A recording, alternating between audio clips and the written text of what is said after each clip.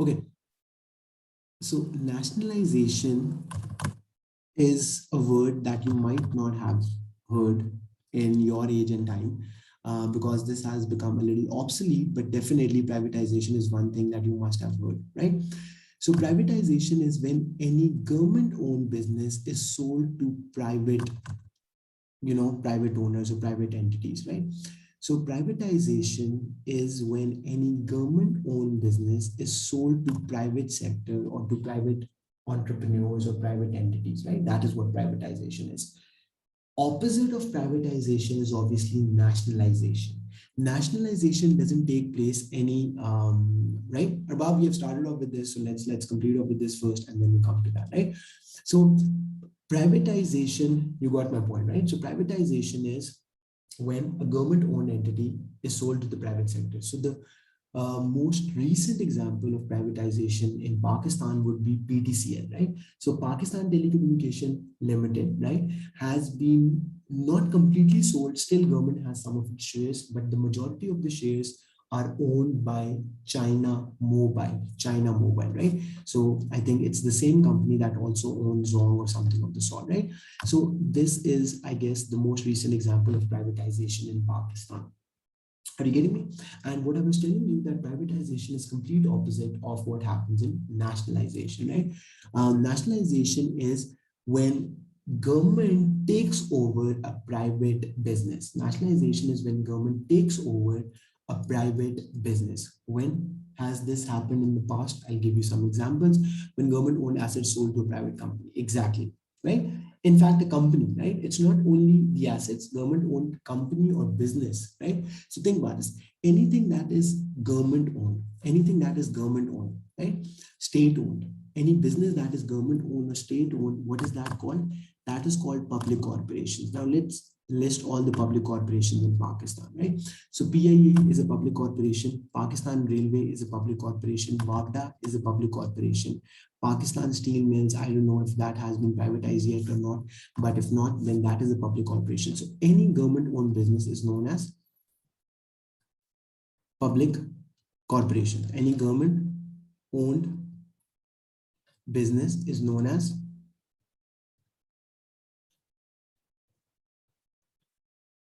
right, public corporation. Okay. Now, when a public corporation is sold to the private sector, that is privatization, right? Are we good on this? Okay. Now, I was giving you the example that PTCL was previously owned by the government, but now majority of the shares in PTCL is owned by China Mobile, right? Which is obviously a private entity, a private business, right? And that has been privatized. But still, there are a lot of businesses that are owned by the government, which includes PIA, Pakistan Railways, I think Pakistan Steel Mills, and blah, blah, blah, WAPDA, so on and so forth, right? So those are all public corporations yet. When they're sold to the private sector, that would be privatization. Opposite of privatization is nationalization. In Pakistan, if you remember, you must have read this in your history classes. During the reign of Bhutto, sometimes in 1970s, I don't know exactly which year, but during 1970s, during the reign of Bhutto nationalized a lot of private businesses. Bhutto nationalized a lot of privatized, private businesses. What he did was that the government forcefully took over control of some of the private businesses, right? And they said that sometimes the government compensate private sector people, sometimes they don't, and they say that everything would be, all businesses will be owned by the government, and whatever profit is earned, government will keep it, and blah blah blah, and everyone has to be employee of the government, right? So you can't own private businesses.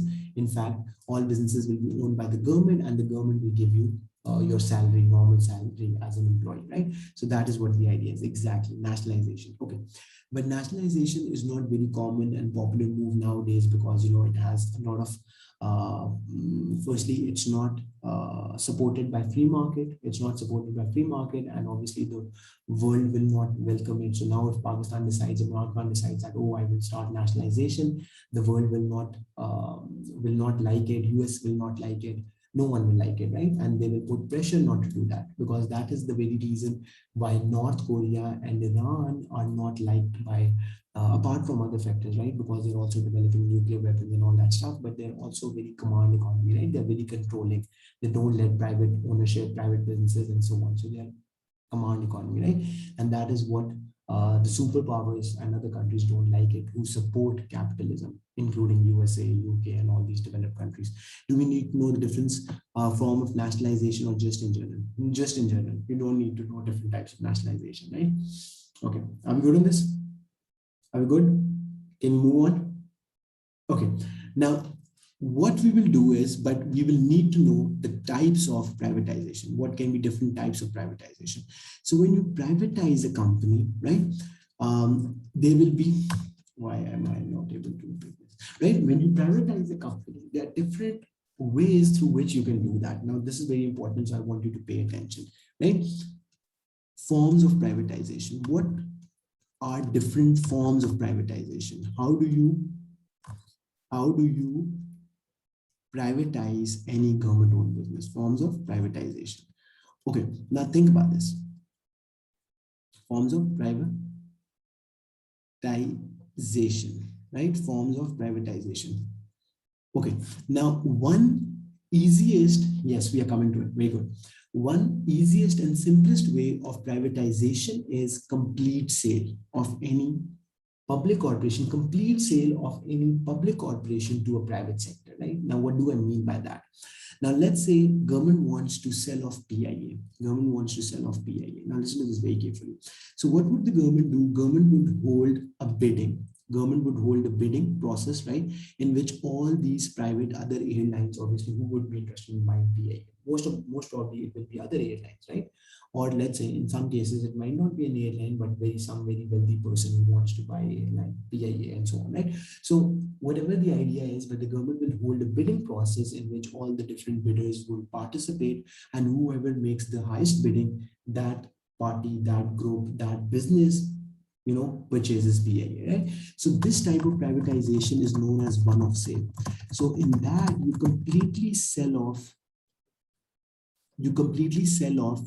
that company to any private business. How many of you understood this, right? So one of sale is the government holds the bidding process, and government says that, we are entirely selling PIA or Pakistan Railways or whatever the company is to, or WAPDA, let's say, to a private entity, and let's say what is the bid, right? And obviously government would have some estimate that at least the price has to be, let's say, I don't know, depending upon the worth of the company, let's say $5 million or $10 million or whatever it is, right? I don't know. And anyone who makes the highest bid would be able to buy that. As simple as that. Is this making sense? Students, is this making sense? Okay, so that is one-off sale. One-off sale, right? Okay. Now, the second way to do that, make it a public limited company. Make it a public limited company. Do you understand what that means? Make it a public limited company. What is a public limited company? You might have studied more about this in your business class. So public limited companies are the big companies for which the shares are traded on the stock exchange, right? So what are public limited companies? Public limited companies are big companies which are part of private sector, but why are they called public? They're called public because their shares are available to public. So if today you want to decide that you want to buy shares of Facebook, can you buy the shares of Facebook, students? Can you guys buy the shares of Facebook? Can you guys buy the share of Amazon? Can you guys buy the share of, right? You can, right? Why? Because these are all public limited companies, right? Right? All these companies are public limited companies, right? Yeah, that's a different story altogether, that, these companies are not listed on Pakistan Stock Exchange. So then it can be a challenge for you. But if, let's say, you think of any Pakistani public limited company, which includes Engro, which includes,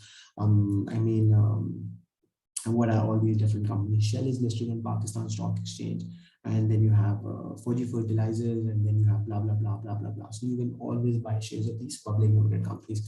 So what happens in public limited company, that even PDCL is public limited company now, that government issues 50% of the shares, or let's say 60% of the shares, then who buys those 50 or 60% of the shares? The general public, people like you and me, right? So some ownership might still be kept by the government, but the majority of the shares are issued by the are held. Majority of the shares are held by the general public, and obviously it is the general public that decides how the company will be run. There's an entire process regarding that you elect board of directors, and then there's voting taking place, and blah blah blah and blah blah blah, and this is how it goes. Is this making sense, students? Any confusion so far? Are you clear on how the public limited company operates? If not, do ask me.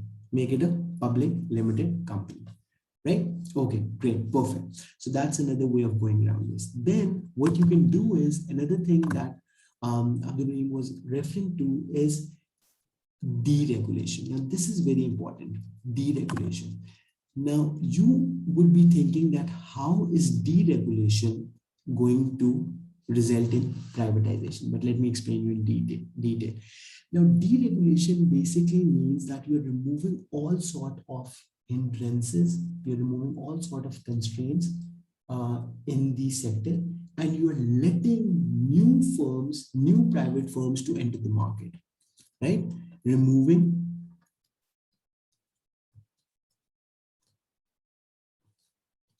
right? Let me write this down for you. Removing all restrictions and letting new private firms to set up in that sector. I'll give you an example. And letting new private firms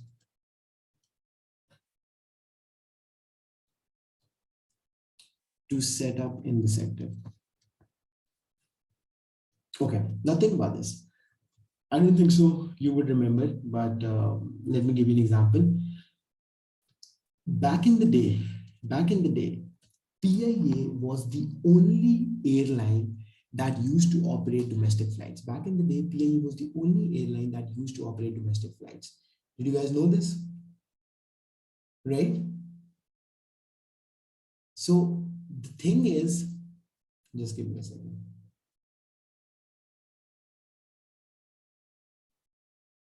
So, but over time, what happened? The government deregulated the market, right? Exactly. The government deregulated the market, and now you have AirSeal, if you have Air Blue, I don't know, then you have Shaheen, I guess, and blah, blah, blah, right?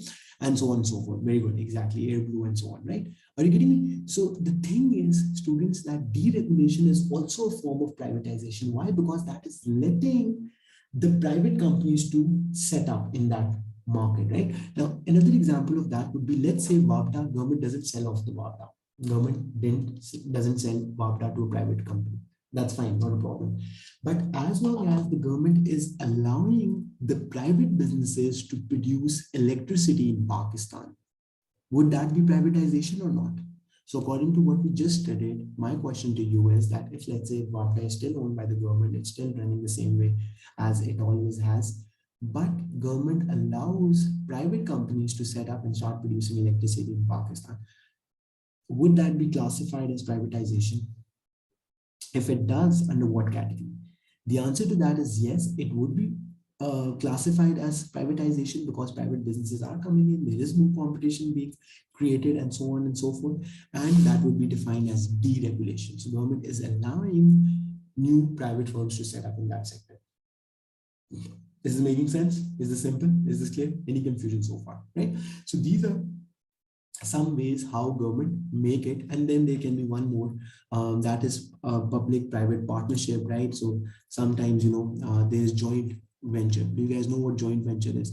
So joint venture is that government retains some control, and some owner, some of that is sold to a private business, right? Is when some proportion of companies ownership is held by the company, is held by the government, sorry,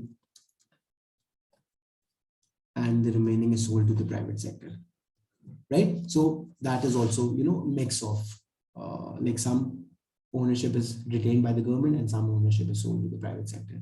Is when some proportion of company ownership is held by the government and remaining is sold to the private sector.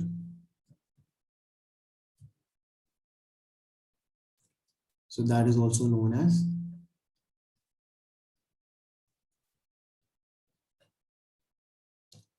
a partnership. That is also a way of creating privatization. Is this making sense, students? Any confusion so far, right? So let's do a quick recap and then move forward and talk about the advantages and disadvantages, right? So we are talking about nationalization and privatization. So we said privatization is moving a company from public sector, which means government owned company business, to private sector, transferring the ownership from government to private sector. Opposite of that is nationalization. That is when government takes over a private business and gets takes control over of that, right? So that is technically moving the company from private sector to public sector. Okay, now moving forward, we talked about what are the different ways denationalization and franchising is also a way, right? Denationalization and franchising, exactly. So do you guys know how franchising works, right? So franchising would definitely be another way. So in franchising, what happens basically that you, now this is a good example. So within WAPDA, K Electric, you would know, right? So if you are from Islamabad, on your electricity bill, you will see that ISCO is written, Islamabad Electric Supply Company. Yes or no, right? If you are from Lahore, you would see on your electricity bill, you get LESCO, Lahore Electric Supply Company. If you guys are from Karachi, you would must have noticed that it says KESCO, Karachi Electric Supply Company. And out of these, KESCO, like all of these are part of bigger WAPDA, but out of these, KESCO, which is Karachi Electric, Karachi Electricity Supply Company, has been privatized by the government. Yes or no? Like you use the same logo and name, but you have your own branch, in return paying loyalties. Exactly, absolutely correct. Very good. Students, very good. Yes, that is what happens, right? So you're getting me. So franchising is another way of going about this, right? So you're using the same name and everything, right? So you are basically running an outlet or some small part of the operations, right? But whatever profit you earn, whatever revenue you earn, some part of that is given to the main owner, franchisor and franchisee, right? So franchisor is the person, is the main company who is the owner of the brand, right? So whoever actually owns KFC, right? So Kentucky Fried Chicken comes from USA, so whoever was the original owner, he or she, that person is the franchisor, right? And the people who buy that, right? So there are so many restaurants, KFC and McDonald's restaurant in Pakistan alone, right? But all of those are not originally owned by the original owner, right? So those are owned by the local people, right? So let's say I can buy a franchise of KFC. You guys already must know the process, how it works. So I can buy a franchise of KFC and I will open by the same name. I will follow the same instructions. I will produce the same type of meals, blah, blah, blah, blah, blah, blah. But in return, what I will do is I will be the franchising, right? Because I'm buying the franchise. But in return, whatever profit I make, I will be returning some part of that to the franchisor, and that is known as royalty, right? Right? So royalty, right? Are you getting me? So that is how it works. So that is also another way of going around this, right? That the government can franchise. Okay, perfect. Now, after we have discussed this, let's move on and quickly talk about the pros and cons of privatization. So we'll just do the pros and cons of privatization. And if you reverse that, you will be able to know the pros and cons of nationalization. Okay, are we good on this, students? So let's get started. So can defense be privatized? No, no, no, no, no, no, no, not at all. Never, never. Defense is pure public good. Defense is pure public good. So just imagine if, let's say, weapons are a different thing. Now listen to me very carefully. Now this is a very important thing. Producing weapons. So if you look at who produces weapons in the world, right? If USA is producing weapons, even within USA, these are private companies that produce weapons and ammunition like tanks and I don't know, machine guns and I don't know all the other weapons that are being produced. But who provides defense in every country? It will always be the government because it's a pure public good. Because think about this. Let's say if I own, just imagine, can misuse defense. And apart from being misusing above, yeah, that's correct. That's correct. How will you collect the money? Because think about this. There's only one entity in the entire world which has the right to tax you, which has the right to tax you, right? Just imagine. Think about this. Now, this is a very interesting example over here. Think about this. It's just like saying, can I own the road? I'm not talking about the motorway. Motorway can still operate.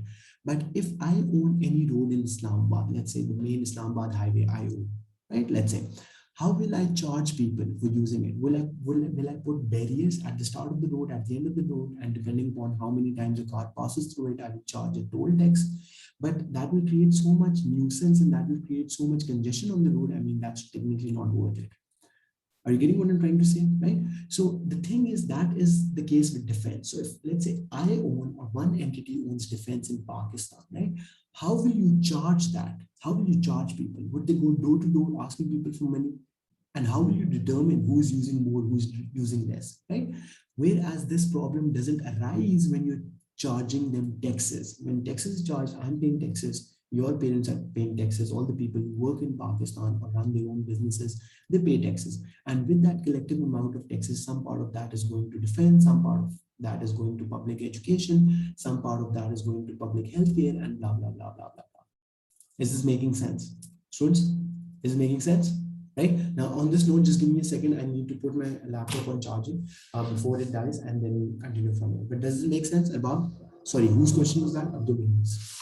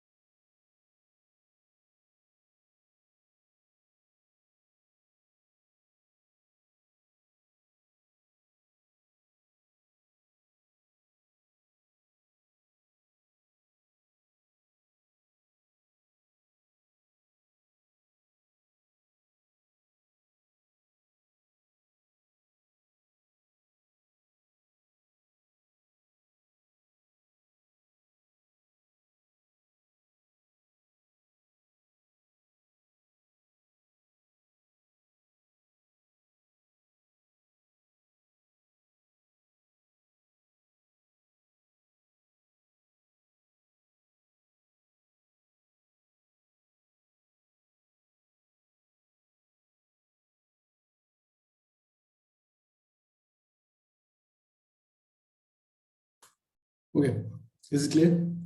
What about gun shops? Are they owned by government as well? No, no, no, no, no. Gun shops are not owned. Think about this. Now, this is, as I said, think about this. So the two things are very different. Defense and military equipment, right? So guns are produced by private, you know, private companies, right? And so on. And that depends on the laws, Arba. So in USA, even in Pakistan, you can make a license and you can own weapons, right? Uh, which I'm totally against it because the research shows that the more the ownership of weapons, the more the gun violence, as simple as that. One single country, USA is on top of the list. USA is the biggest economy in the world that would not the most developed country in the world, but still, that's one of the most developed countries in the world. And you would be surprised to know how high is the gun violence. The number of deaths by guns every year in USA is the highest, right? And that is only because of the fact that getting a guns license over there is easiest, right? On the other hand, the violence, I was reading somewhere, gun violence, gun related violence is lowest in Japan. And the simplest reason for that is that you can't own a gun in Japan. You can't make a case. You can't even make a case that there is self-defense. Think about this. Now, this is a very stupid argument. If I say that I want self-defense, for self-defense, I need a gun. Okay, makes sense. Okay, fine. But I would only need to have a gun for self-defense when someone else in the society needs already has a gun. Are you getting what I'm trying to say? Think about this. If my enemy or whoever person I have rivalry with, if that person has a gun, okay, then yes, I need a gun in self-defense. If that person also doesn't have a gun, then why do I need to have a gun in self-defense? Are you getting me? So that's a very stupid argument, and so on. But coming back to the point that you asked me, that gun shops are privately owned, right? Guns are produced privately, right? But the defense is a public good, right? Because gun is still a private good, right? Gun is non-excludable, non-rivalry, but defense is non-excludable and non-rivalry, right? Going to the basics. I think government regulates this, but it can be owned by private sector like in the US. What can be owned by the private sector? Yeah, gun shops. Abdul, yeah. So you answered it correctly. Yeah, that's correct. That's correct. I just read your comment. Yeah, absolutely. Right. Is everything clear? Students, can we move on? Okay, now let's talk about the pros and cons of privatization. So we'll talk about the pros and cons of privatization, and when we will reverse it, we will not do it for nationalization, because when you will reverse these two, you will automatically get it for nationalization. Okay, now what are the advantages of privatization? Quickly. So what has economics shown us? What has economics shown us that has convinced governments to, to start privatizing? What we have seen recently that has convinced governments to start privatizing business? That's my question. Revenue for government, which can be used, that can be spent on welfare. Absolutely, that's correct, right? So it generates, you know, initially, especially for the first time sales, generate large amounts of revenue for the government, which can be spent on different things, education, welfare, blah, blah, blah. Very good. Good point. What else? Revenue for the government, which can be spent on different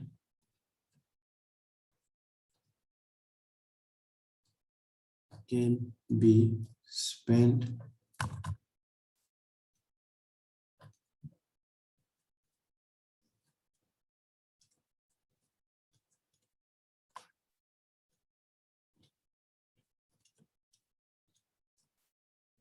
right? That's correct. Very good. What else? Less corruption, more competition. Exactly, exactly, right? Another major advantage of privatization is, think about this, right? Private business is always more efficient compared to public corporation. Why so? Think about this. Yeah, it has its disadvantages that they are solely profit maximizing, but since they are profit maximizing, that's why they have to stay ahead of their game. They have to stay ahead of their competitors. They have to stay ahead of their competition. And for that, what they need to do, they have to constantly innovate. They have to constantly reduce their cost and so on and so forth. Are you getting me? Right? Now think about this. Simplest example of that is, now as a consumer, if you decide to buy a phone, you have multiple choices. You are looking for good value for money, right? So you will choose Samsung or Apple, or I don't know, Redmi or Huawei, or whichever the brands there are, based on whichever is giving you the highest value for money. Yes or no? Same goes for clothes, same goes for airlines, same goes for anything under the sky, right? So whenever something is privatized, there will always be more competition, right? More innovation and competition. Innovation, innovation is coming up with new ideas, new products, new services, and more innovation and competition. And due to this, what happens, that prices are reduced, better products are being introduced, and who benefits in the process? The consumers, the people who use that product. Is this simple? Right? What else? Right? And for questions like these, once we start with the past paper perspectives, and show you that you can always use real life examples, right? Over time, you can just see that in mobile industry, there has been more competition. In car industry, right? In car industry, there are a lot of new and exciting developments taking place. China's SUVs are being exported to the rest of the world, right? You must have seen a lot of MG cars and a lot of Glory and blah blah blah. All these cars that are now seen on Pakistani roads, these are Chinese brands, right? So that was not something that we were known, right? So we have always thought of, if there has to be an SUV, that would either be Japanese or German or American, but now China is also in the game. right? No political interference, exactly, right? So decisions are made on merit, and there is no what is that called? Decisions are made on merit, and there is no that thing. There's a word for that. Nepotism. You know what nepotism is, right? So think about this. If I run a business, I will only hire someone if that person is good, right? Hiring relatives, yeah, exactly, friends, family, and so on, right? So there's no nepotism. Great, perfect, excellent. What else? Right? Or let's say we just erase this, we can write cons on the other slide, right? We're just talking about pros over here, right? Okay, what else? What else comes to your mind? That's another good point, right? Cost push inflation may be reduced. Cost push inflation may be reduced. How? They will try to reduce cost. Is that what you're saying? Right, right. Okay, yeah, sure, sure. And Bach, think about this. Decisions are made on merit. Think about this.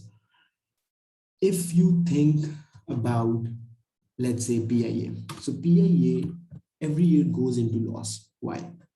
Because the hiring in PA, it's overstaffed, right? According to a lot of researchers, according to a lot of reports that have been written on this, it clearly states that PIA is overcrowded. They have hired more people than they need. Why? What happens? Let's say someone gets to become the chairman, or whoever that person is on the highest position and so on, and that person would be hiring people, his or her relatives, to provide them jobs and so on and so forth, right? In private businesses, that is not how it happens. If you compare PIA with Emirates or any other airline, they only hire on the basis of merit. If someone is competent, right, only then that person will be hired, otherwise not. Are you getting me? So over here, the thing is that it's always merit based, right? Whereas in this case, nepotism, you're hiring people, overstaffed, they start making losses and so on, right? Because they're not strictly profit driven. Government owned businesses are not strictly profit driven, whereas Emirates is strictly profit driven, right? So the CEOs or whoever the employees are in private organizations, they have a lot of pressure. They have a lot of pressure to make sure that they're delivering, right? They have targets to achieve, and their performance is evaluated on that, right? Are you getting me? So giving you a simple example, so I run the management of mega lectures. So I make sure that every student who's coming to mega lecture is getting best facilities, right? Best services, and they're getting good value for money, because if we are not providing that, first of all, it will be depicted in my performance, right? And secondly, the students will start losing. We will start losing students. They will start going to other, organizations and so on and so forth. And we will be losing on profit and revenue and so on, which you don't want to, right? If I would have been, on the other hand, principal of a government school, do you think I would care? Trust me, I would not care. I would definitely not care, right? Because my job is permanent.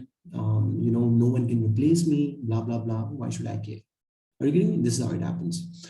Private sector managers may be more reluctant to concede to wages rises not matched by high productivity, and be less willing to accept inefficient work. Exactly, right? So they will make sure that if they're giving wages, higher wages, then the productivity is also increasing, and they will not accept anyone who's inefficient. Exactly, right? Just like it happens, right? Just imagine when COVID hit the world, why was there so much unemployment? Because since businesses were not making profit, they laid off people, right? So just imagine, if a restaurant is closed for 1 month, why would they want to hire waiters, and why would they want to hire chefs, and why would they want to hire other people, right? So they laid them off, right? And they said Emirates alone, I was giving you the example of Emirates alone laid off 600 pilots, 600 pilots when there was first wave of COVID. After that, obviously things started to come back to normal and so on and so forth. So they rehired them, but 600 pilots alone, Emirates laid off. So just imagine the scale of that. Are you getting? So that's the thing, right? And so many schools laid off teachers and blah blah blah and so on and so forth, right? So that is what I meant, that all decisions are made on merit basis. So there's no nepotism or anything of the sort. Easy. We go to this. Okay, what else? Right? Right? Okay, great, perfect. What else? What are some other major advantages of privatization, right? Can generate large amounts of revenue which can be spent for different uses, more innovation and competition, decision are made on merit, right? Firms are constantly, so you can make this as a separate point, what Abdul Rahim was saying. Private firms are constantly looking for ways to reduce their cost, which increase, cost efficiency. And secondly, they transfer this benefit of, they transfer the benefit of lower cost to consumers in terms of lower prices, right? Private firms, let me write this down as this. Private firms are constantly looking to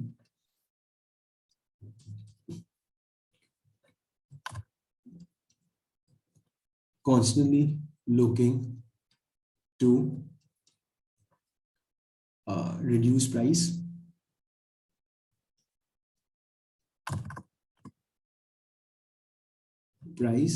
and they can transfer the burden, and they can, sorry, not the burden, they can transfer the benefit to consumers in terms of lower prices.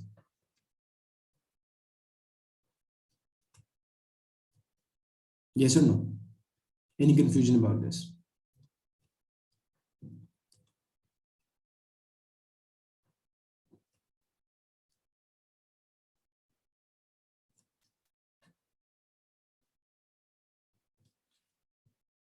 Anything that's not clear, right? Okay, we good on this?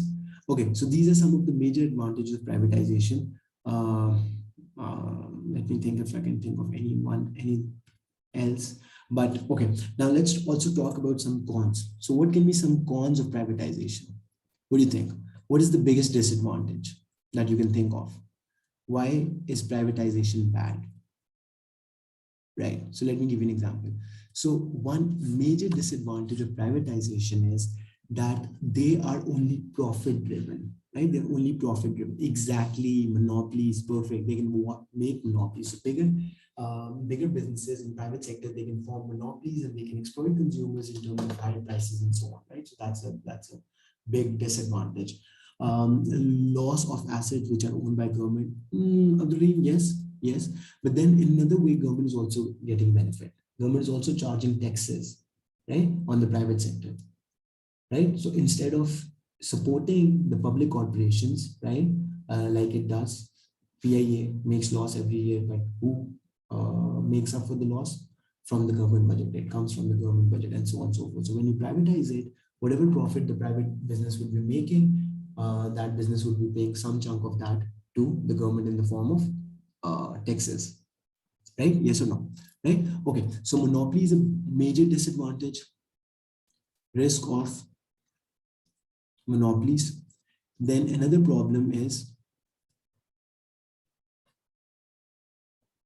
that they're only profit driven and therefore negative externalities. Exactly, it will fire employees, so unemployment. Exactly, excellent point of the read. I'll explain that, right? So let me write this down. Negative externalities. I'm sending you the new link, guys. I'm sending you the new link. So let's complete this for today, right? And then I'll tell you what is our strategy, right? So I'm sending you the new link.